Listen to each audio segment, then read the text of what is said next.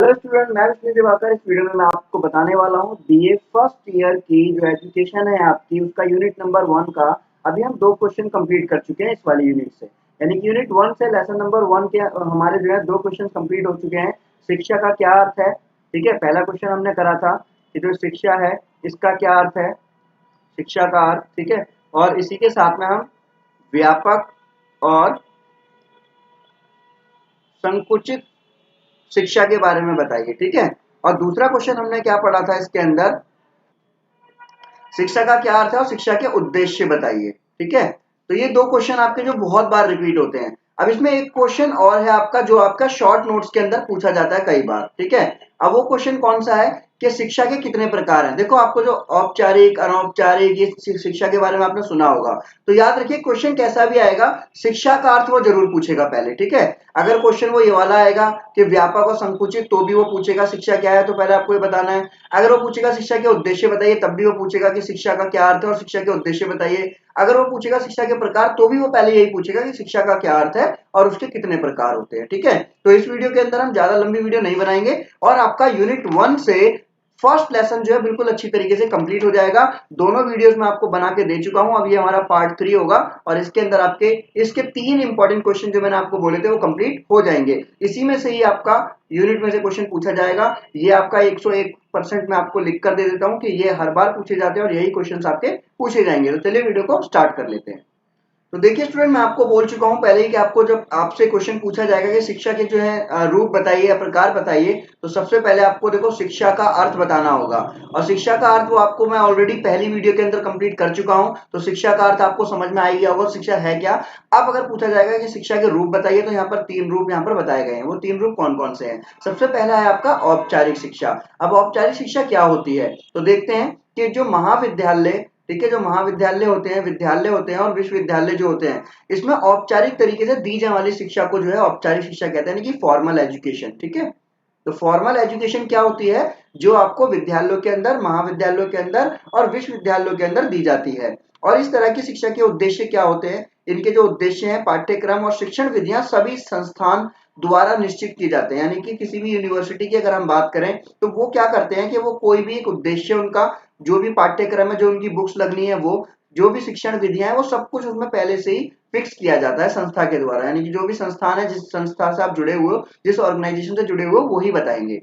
ये पूर्ण रूप से योजनाबद्ध होती है, पूरी प्लानिंग के साथ में चलती है, ठीक है ना, प्लान के साथ में चलती है। और इसमें बहुत ही कम लचीलापन होता है, क्योंकि ऐसा नहीं है कि कुछ भी पढ़ा दोगे, बल्कि जो आपके सिलेबस के अंदर है, करिकुलम में है, वही आपको बताना होगा। औपचारिक शिक्षा में छात्रों को संस्थान की समय सारणी के अनुसार ही कार्य करना होता है। समय सारणी का मतलब क्या हुआ, जैसे मैंने कहा कि अगर भाई बच्चे का स्कूल सुबह 8 बजे से लेकर 12 बजे तक है, तो बच्चे को 8 से 12 तक ही स्कूल में अपनी पढ़ाई करनी होगी। ऐसा नहीं कि वो किसी भी टाइम आ सकता है।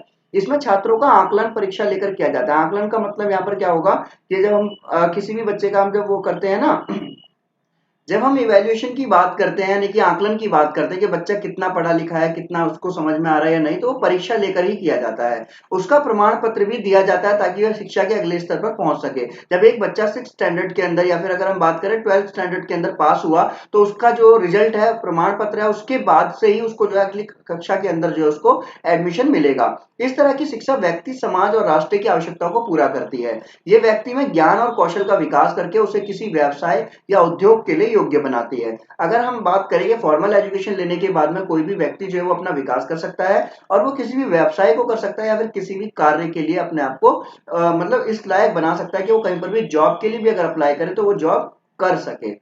उसके बाद अब बात आती है हमारी दूसरी एजुकेशन की, यानी कि हमारा जो दूसरा प्रकार है वो आपका निरौपचारिक शिक्षा। अब निरौपचारिक का मतलब क्या होता है, तो देखिए, निरौपचारिक शिक्षा को औपचारिक शिक्षा की तरह ही विद्यालय और महाविद्यालय और विश्वविद्यालयों के अंदर ही सीमा में नहीं बांधा जाता है। यानी कि जैसे हमने फॉर्मल एजुकेशन हमने पढ़ा, ठीक है, उसमें क्या था कि एक पर्टिकुलर एक फिक्स था कि हमें यहाँ पर मिलेगी वो एजुकेशन। पर निरौपचारिक में ऐसा कुछ नहीं है। इसके उद्देश्य पाठ्यक्रम निश्चित होते हैं और इसकी योजना में भी काफी लचीलापन होता है। इसका मुख्य उद्देश्य जो है शिक्षा का प्रसार और उसे व्यवस्थित करना होता है। निरौपचारिक शिक्षा में पाठ्यचर्या शिक्षार्थी की आवश्यकता को ध्यान में रखकर निश्चित किया जाता है। सीखने का स्थान, समय और शिक्षण विधियों को उन्हीं की सुविधा अनुसार निश्चित किया जाता है। जैसे कि अगर हम बात करें प्रौढ़ शिक्षा, खुली शिक्षा, सतत शिक्षा, दूरस्थ शिक्षा, यानी कि आप स्टूडेंट हैं एसओएल के, यानी कि स्कूल ऑफ ओपन लर्निंग के, तो ये आपकी दूरस्थ शिक्षा है। ये आपकी कौन सी है? जैसे आपने देखा होगा ना एनआईओएस के जो स्टूडेंट है, एनआईओएस जो कि मुक्त विद्यालय जो होता है, ठीक है। तो ऐसी जितनी भी एजुकेशन होती है